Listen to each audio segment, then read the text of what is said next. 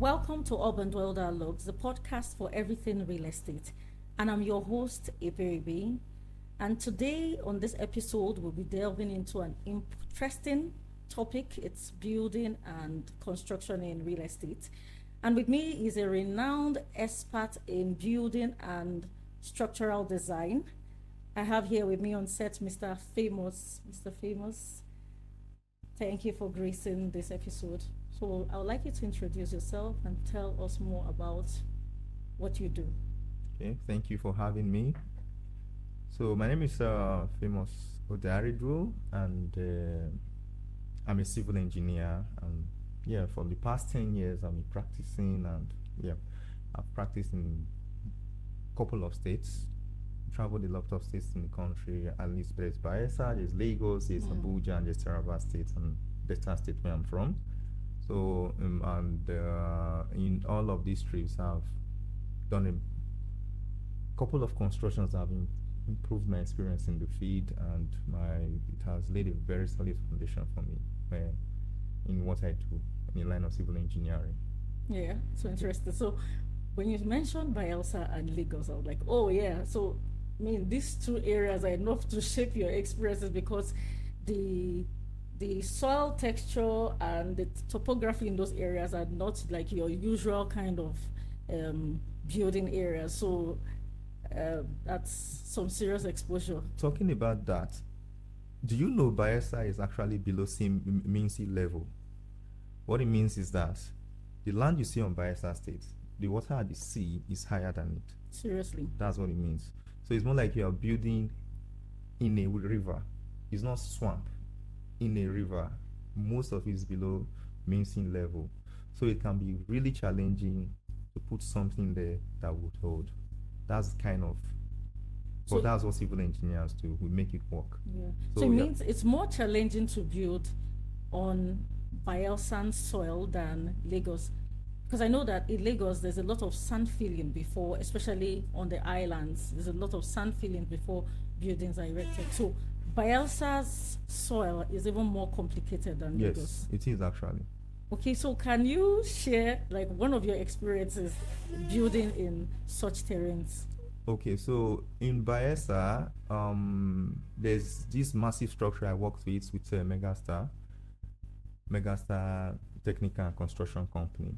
Nigerian Content Towers is a 17-story building. It's one of the mega structures in Bayelsa, if not the biggest in Bayelsa actually. So from the foundation level, it wasn't an easy thing. The difference between Bayelsa and Lagos State is that Lagos State has more water bodies around it because of the island. Bayelsa is not an island. Okay. Yes. So when you go to Port Harcourt around Bonny Island, you find what you find in Lagos. Okay. But in Bayelsa, it doesn't really have a sea border, but it's below mean sea level. It's just like it's the press between Delta State and River State. So it's like a valley between those two areas. So the water around the mean sea level comes together there. Plus, it has high rainfalls. Yes. Very high rainfalls. It's a typical area of the rainforest. Yes. Bayelsa, Calabar. So you have that challenge of loose soil to build on, and not just loose soil, you have the challenge of water coming from the loose soil that you even find. Okay. So it's not difficult to walk around it. But yes, like I was saying earlier, with Megastar, we built a hell of a monument there actually. 17-story building. It was designed by a Nigerian architect, and all the way up in 18 months, we're already at the 17th floor. And such buildings stand the test of time? Test of time, forever. No history of buildings collapsing? There could be history of building collapse around that area, but I'm not aware of it. However, the need for a proper structural design, that is where it arises. Whatever the type of soil you have, we can even build in rivers. Actually, we can do a floating structure in rivers, and whatever we need to do as civil engineers, as a structural engineer. So this is where structural design comes in. If it's properly done, it will stand the test of time. On what would the foundation be like? Okay, so since it's like building over water, so how do you get the foundation? What does the foundation rest on? Okay, so for that kind of structure that is massive, that is that massive, it's not just a regular duplex or maybe a regular triplex that you would find around. We do a pile foundation. When I say what I mean by piling is, okay, take for example, you have a water bottle, a very long one, and you drive it all the way into the soil, so you find a solid base where there is a resistance from the soil and it will no longer move. Even if there is, it still sinks down as you hammer it down, it won't be as bad as it should be. So by that time, you have a good bearing capacity to carry whatever load you are putting on it. So it's not a regular foundation you see. Maybe you call some regular daily workers to come and dig a foundation for you, or you get an excavator to just lay a strip and you put blocks and you come up. No, it's not like that. It's a massive thing to do, actually. It's a massive thing to do because in one building was about 40 meters by 30 meters, and in that building alone, you can have about 150 pies. When I'm talking about pies, you have something as big as over 1 meter diameter, even into the ground. What I mean by that is the size of this board, round and as tall as maybe 20 meters, and you put it all the way into the ground. 20 meters means about times 4 of this building, all the way into the ground. Okay, for the buildings that you were part of, Yes. how long has that particular building been standing? Because I'm still imagining how something sitting over water, with time, it won't become soaked and the building cave in one day. No, it won't. It won't actually. So building technology has improved a lot of things. Okay. So there are a lot of ways where buildings are serviced and maintained. For example, in more developed countries, when you have a floating foundation over water, there are ways it is maintained. Civil engineers, we have marine engineering, and we have these marine divers that go there to maintain those areas of the building to make sure that it doesn't fail. Yes. That is where maintenance and sustainability comes in. Okay. So when you're building when you're doing that design, you make room for that maintenance. If you fail to continue in that maintenance structure, there's bound to be failure.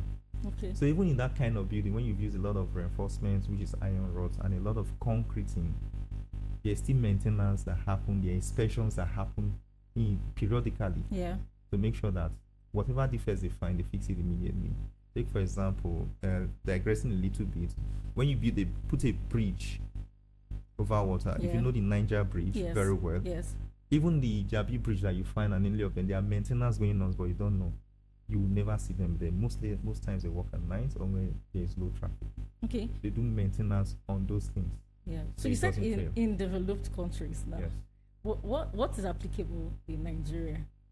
Okay. So you talked about divers. Yeah. In Nigeria, we don't have, I'm not sure we have divers that do that. Or do we? Yes, we do. If you go to Lagos, there's this building in Lagos around that. I'm forgetting the name of the area. I wasn't very conversant with Lagos. I worked in Dangote's refinery where we did a lot of and some other area in the island, but not on this building particularly. But I know that for sure. I've read an article where had they go underneath the building to check for maintenance. Before the end of this section, I'm sure I'll remember that name and I'll give it to you. Okay. Name of the building itself. But yes, we do have people that are trained for that. That is why many times when there are mega structures, we don't use fishermen.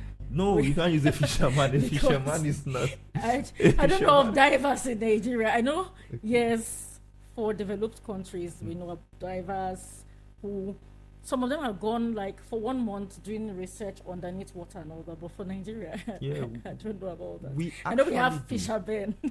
We have fishermen. We also have skilled personnel, trained personnel. Okay. There was this. The building I worked in Bayelsa State, this particular Nigerian contact to us, the technology we wanted to use to erect the building, there's not a lot of people that can actually do it in Nigeria. Okay. So we were taking on a training, the type of formwork we wanted to use for it, because that kind of multi-level, multi-story building, the most critical aspect of it is the formwork. If the Okay. formwork fails, the building fails. Fails. So we're taking on a section, not just a section. In fact, we went for a practical training for like a month to learn how to use this formwork, come up with the best possible ideas to use this formwork. They have the idea, but sometimes when you're on site, you meet challenges that you have to improvise, even though they are specific things. So if you have to be a professional on that field, you need to have this knowledge. So we took a course on that particular thing. It has a software where you design the entire formwork first. Really? It's just like when you want to build this house, you call an architect, Yeah. come and design this Yeah. house for me. And after he's done, if it's a multi-story building, you call a civil engineer, a structural engineer, maybe the M&E guys. It's the same thing with this software.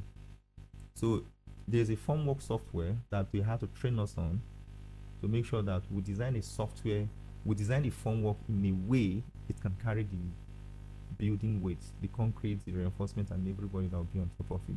So that when it cures, you remove it neatly, you take it to the next level, you repeat the same thing or improvise a little bit, then after that until for 17 times.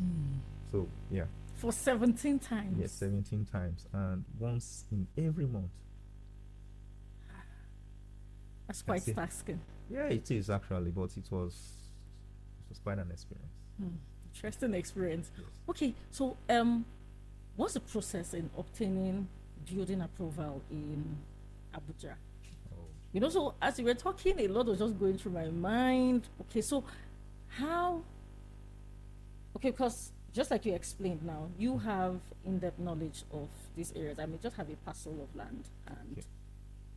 I have this building in my head, you know, my fantasy, and I want to erect it, but it may not actually go with that. So how, for someone now who wants to go in, who wants to go into building, who wants to construct a house, how do I get the building approval? Like, what's the process like?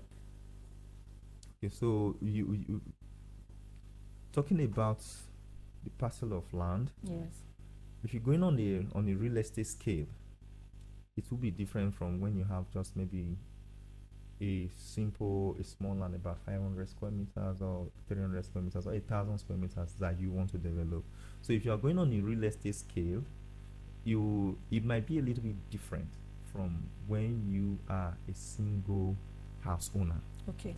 Yeah, even though you may have to go through the same process, but it won't be as difficult as a real estate. You know, sometimes when you make something in batches and you have to make more of it, there is bound to be a defect in one of it. Okay. So the building approval process, the inspection process, Yeah. all the agencies we have in Abuja, they come together to make sure that in all the processes, in all the repetitions you have to do, in Yeah. all the prototypes, you don't have a single defect. So for a landowner that wants to do just one of that kind of building in his own private home, wouldn't have to go through the number of times or through the entire process that someone that has to do 50 or maybe 100 or maybe 500 of it will have to do. Yeah. So, but to get that building approval out, but the first step you have to take is make sure that your TDP is sure and your CFO. Okay. So your title documents, right? If your title documents are conveyed properly means that you got the land from ages. Either maybe you are the first allottee, or maybe you got it from the first allottee, and all documentations have been done from legally. Then you move on to surely you have your survey, but you need to verify what is given to you from ages. And if AGIS gives you that document, you verify with your survey, and that checks out, then you move on to the next step. Some people actually will just go ahead and call an architect to draw. Exactly. That's not the right process.